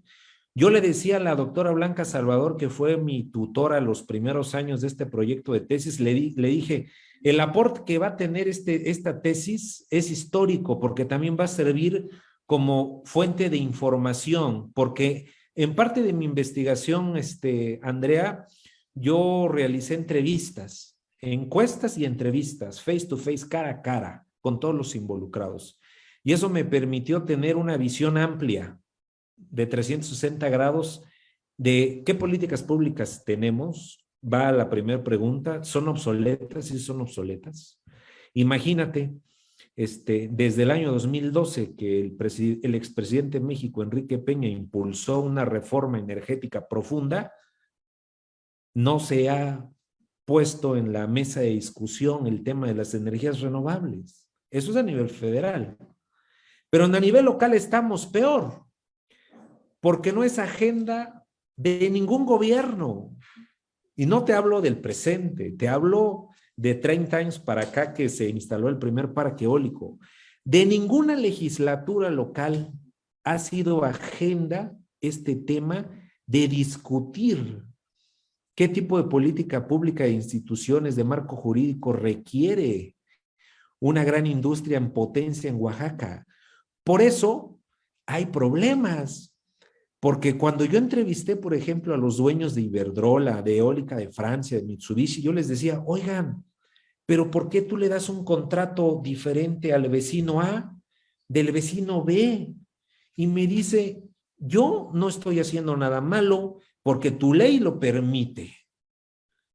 Modifica tu laguna jurídica, papá, porque yo hago lo que la ley me permite. Y si la ley no marca que hay un tabulador por hectárea, como en España se llama Iberdrola, Mitsubishi o la que quieras, el contrato que le da al posesionario de la tierra es el mismo. En Oaxaca no. El gerente de la empresa puede ir y sentarse con Pedrito, y si Pedrito no fue a la escuela y su campo lleva 100 años que le da pérdidas y le ofrecen 10,000 pesos por metro cuadrado, va a firmar un contrato de 90 años. Pero si el vecino de Pedrito es el presidente municipal del pueblo, que se codea con la clase política, que estudió un diplomado en Harvard y sabe del valor del mercado, pues le va a decir a la empresa Gamesa, te la rento en 100,000 pesos el metro, si quieres, si no desvía tu proyecto. Y entonces es ahí cuando una laguna jurídica que ninguna legislación mexicana ni oaxaqueña la tiene en la agenda, que ninguna política pública la vigila, la procura, la está revisando, la iniciativa privada lo aprovecha. Es un tema de ética y moral señalable, pero jurídicamente permisible, ¿no? Porque al final, ¿qué te dice el empresario? Es tu marco jurídico. Y si ustedes no legislan al respecto, no es mi culpa. Tal vez no es ético y no es moral, pero jurídicamente es viable. Entonces, a tu pregunta, ¿hay un estudio? No, no hay un estudio. Yo busqué información de estudio de instituciones gubernamentales y política pública, no la hay. Creo que parte del aporte que va a tener mi proyecto de tesis es que va a ser uno de los primeros trabajos pioneros que te va a poder dar información cualitativa y cuantitativa de qué tenemos, qué teníamos, dónde estamos y a dónde vamos. La primera pregunta, ¿es obsoleto lo que hay? Sí es obsoleto. Yo mencioné 5 expresidentes de México que hicieron un esfuerzo, pero fueron esfuerzos insuficientes. Me da pánico que hemos tenido administraciones federales que están divorciadas de los tratados internacionales, cuando un tratado internacional tiene la misma jerarquía que la Constitución de México. Yo te puedo decir que desde los años 70, Convención de Viena, en los años 80 y 90, protocolos de Kioto, de Río de Janeiro, de muchos esfuerzos internacionales que están obligando a esta inercia a los países. México todavía no se decida a apostar por las energías limpias. Estamos divorciados del marco jurídico internacional. Yo creo que son obsoletas. Veo con desagrado, con preocupación, que una tendencia que iba creciendo, pero que era favorable, hoy con una administración que apuesta por las energías clásicas fósiles, no ponga en la agenda pública seguir incentivando la energía. Creo que eso preocupa a académicos, preocupa a científicos, preocupa a empresarios y debería de preocupar a la sociedad civil, que se puede quedar sin un área de oportunidad para construir ese tejido social. Entonces, para no salirme de tus 2 preguntas, la segunda que me hiciste es, ¿hay un estudio? No, no hay ningún estudio. Yo el gran esfuerzo que hice de documentar voces de los 3 participantes, que es la iniciativa privada, el gobierno y la sociedad civil, es lo que a breves rasgos te compartí. No hay nada de comunicación, es preocupante, no es agenda local y federal, es más preocupante. La iniciativa privada ha hecho lo que ha querido 20 años, sí es cierto, pero lo repito, no es ético ni moral, pero jurídicamente, pues la ley lo permite. El Estado no es árbitro, es un espectador de lo que sucede en una gran inversión que hay hoy en el Istmo de Tehuantepec, ¿no? Y yo lo he dicho, el gobierno y el pueblo no pueden estar divorciados. Si el gobierno no muestra interés, si no tiene agenda pública, ¿cómo involucras a la sociedad? Si de por sí hacer democracia, como ir a votar, cuesta millones de pesos para que la gente lo haga, ahora imagínate involucrarlos en un proceso de conocer, de participar en tema de energía eólica. Entonces, no lo hay. Hay mucha teoría, hay muchas posturas. Donde hay muchísimo material, y se lo decía la maestra Blanca, hay mucho material en los tribunales. Hay infinidad de demandas de comuneros, de indígenas, que demandan ante tribunales, pues que no están de acuerdo porque no hubo una consulta para tomarlos en cuenta. Me parece grandioso, por ejemplo, lo que me decía un presidente de Juchitán, y no viene con la pregunta, pero creo que enriquece lo que tú me dices. El presidente de Juchitán me decía, es que yo debería de cobrar impuestos, no la federación. Al final, los terrenos están en mi pueblo. Y yo le decía, tienes toda la razón. Hoy la constitución que rige México la hicieron en el año de 1917, Andrea. Tiene más de 100 años. Y en el tema del 27 y 28 constitucional que yo citaba, no le han movido nada en temas de energías renovables. Hace 100 años, cuando México estaba en la posrevolución, cuando no había aviones. O sea, y en 100 años, a ningún legislador, a ningún político se le ha ocurrido poner en la mesa de discusión que bienes de la nación, que son propiedad federal como el aire, podrían ser municipales. Quitarle una visión central y federal. ¿Por qué no municipalizarlo? Como en las provincias autónomas de España. ¿Qué conllevaría eso? Que entonces el ciudadano del municipio sí se siente involucrado. Puedo cobrarle impuestos, puedo obligarlo a que ponga una universidad del viento. Ya no solamente ganan los comuneros, los que tienen un terreno. Yo, a pesar de que no tenga el terreno, que nunca voy a ser presidente de mi pueblo, pero sí me voy a beneficiar porque voy a cobrar un impuesto que al final se va a ver reflejado en obra pública para mi calle, para mi alumbrado. Entonces creo que también es triste ver que nuestra clase política de este país y de mi estado, no hablo de ahorita, hablo de muchos años, no tiene en la agenda pública la discusión de un bien natural que Dios nos dio, que la orografía nos dio. Somos el parque eólico más grande de América, pero no hay agenda del tema. No hay legislación acorde al siglo XXI, no hay preocupación. Al contrario, la estamos ahuyentando para hacer más refinerías y para hacer más hidroeléctricas. Cuando Alemania, por citarte un ejemplo, ya va a entrar a su segunda fase de inversión porque sus ventiladores que llevan 30 años ya son viejos para ellos. Ya van a renovar su parque y, por ejemplo, países como China ya los van a poner en el mar. Entonces, paradojas, ¿no? De nuestra democracia mexicana. Tenemos la gallina de los huevos de oro, pero como dicen en mi pueblo, la matamos. Entonces, pues espero que haya podido responder las dos preguntas y creo que es un tema que da para mucho, porque es transversal. Muchísimas gracias, Francisco. Sin lugar a dudas, enormes desafíos que hay en esa temática y bueno, y como vos decías, de involucrar a la sociedad civil para que al menos desde esa instancia se pueda impulsar, digamos, a los otros sectores, ¿verdad? Cuán importante siempre ha sido la participación también de la sociedad civil en temáticas que hoy nos afectan, ¿verdad? Entonces, que ojalá haya ahí un repunte y bueno, y que pueda darse esta participación también, ¿verdad? Así que muchísimas gracias también por tu intervención. Y ahora sí tenemos también unas 3 preguntas para Dira para ir finalizando. Por un lado, nos consultan en qué medida permite la Secretaría de Bienestar la evaluación de sus programas dirigidas a destinar recursos a la sociedad civil.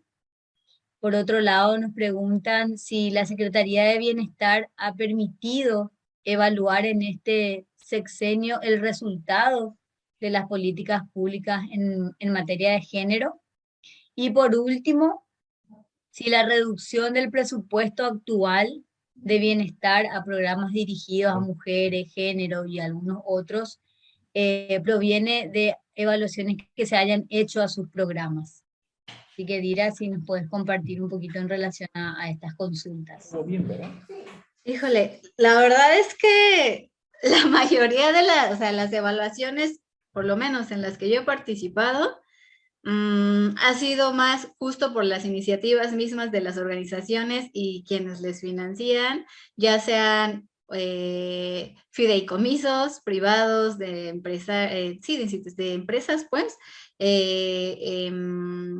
pues los mismos fondos, no sé, por ejemplo, como Fondos Semillas, pues interesadas en identificar el impacto que generan los recursos que están otorgando, pero no tengo como mucha conocimiento e información en relación a la Secretaría de Bienestar.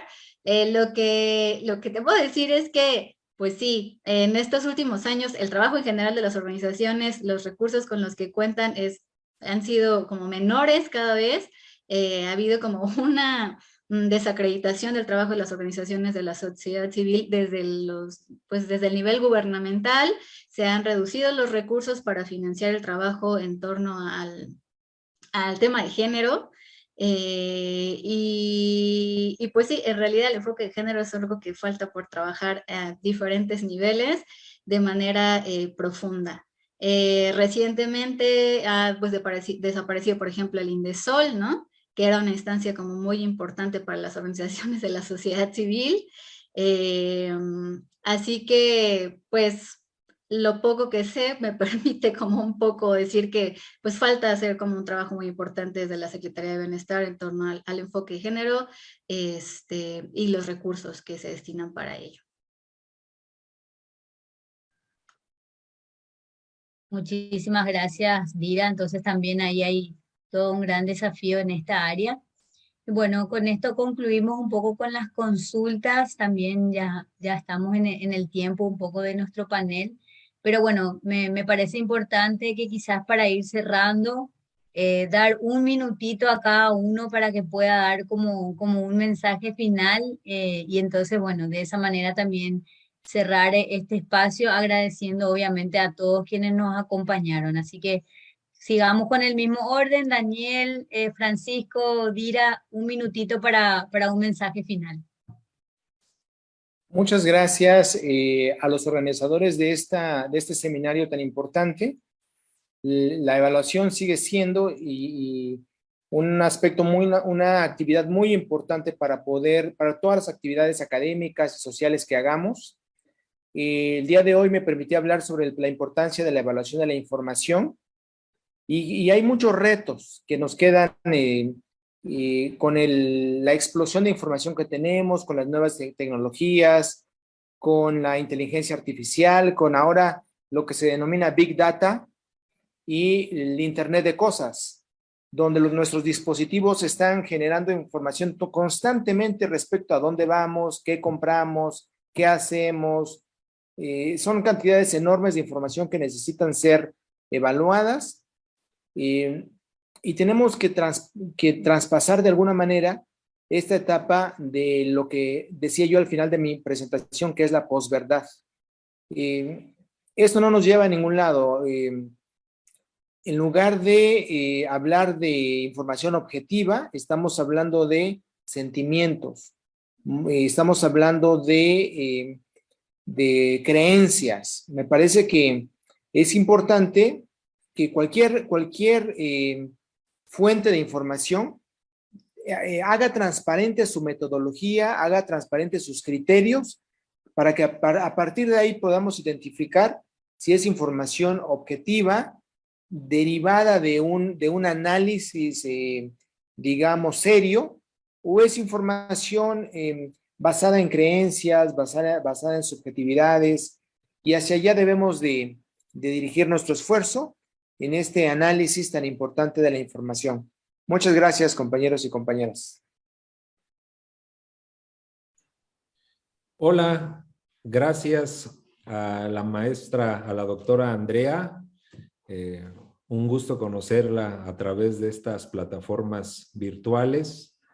La esperamos pronto en Oaxaca. Oaxaca es el estado que lo tiene todo, en verdad es un estado hermoso, maravilloso y de gente también cálida y extraordinaria.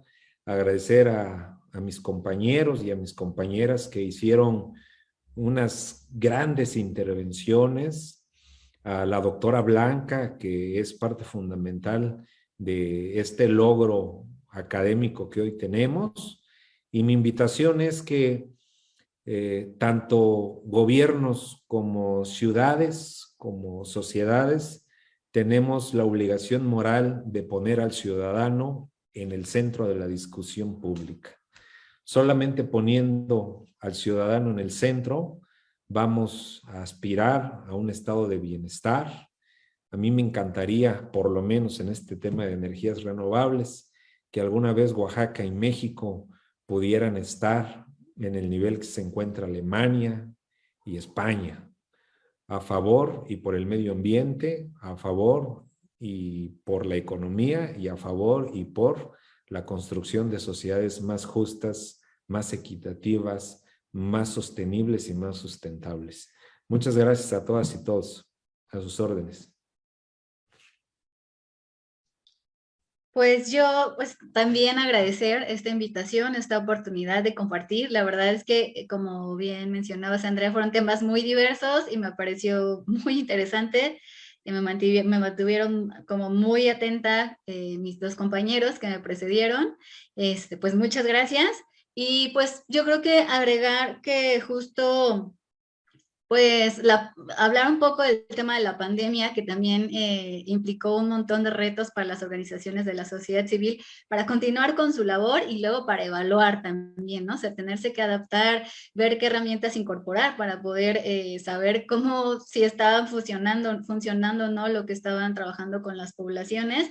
Y la verdad es que pues lo traigo a colación pues justo para enunciar que las organizaciones pues van ahí como luchando a veces contracorriente y adaptándose a lo que se presente, y justo la pandemia pues nos hizo evidente que siempre hay que estar como con esta apertura para responder a lo que se vaya presentando, y la verdad que la mayoría de las organizaciones están ahí al pie del cañón trabajando cada día con los pocos recursos con los que tienen, y que es, bueno, es importante pues este trabajo de sensibilización, de difusión, de vinculación cada vez mayor de las organizaciones con la evaluación y lo que les aporta, pues para la optimización de los pocos recursos con los que cuentan. Y también este vínculo entre sectores también es importante, entre el sector privado, el gubernamental y las organizaciones de la sociedad civil, para pues eso, como enfocar los esfuerzos de todos en el bienestar de la sociedad, que pues mucho lo necesita. Bueno, genial, muchísimas gracias nuevamente por, bueno, formar parte de este panel de la importancia de la evaluación para la sociedad civil. Agradecerles nuevamente a ustedes por las excelentes presentaciones y, bueno, y los enormes desafíos que hay en cada una de las temáticas que presentaron. Y, bueno, agradecer también al Instituto de Investigación y Estudios Internacionales por generar este espacio. Así que de esta manera cerramos y, bueno, ojalá que, como decía Francisco, la próxima ya pueda ser presencialmente en algún lugar ahí de México. Así que, bueno, muchísimas gracias también por la participación de todos.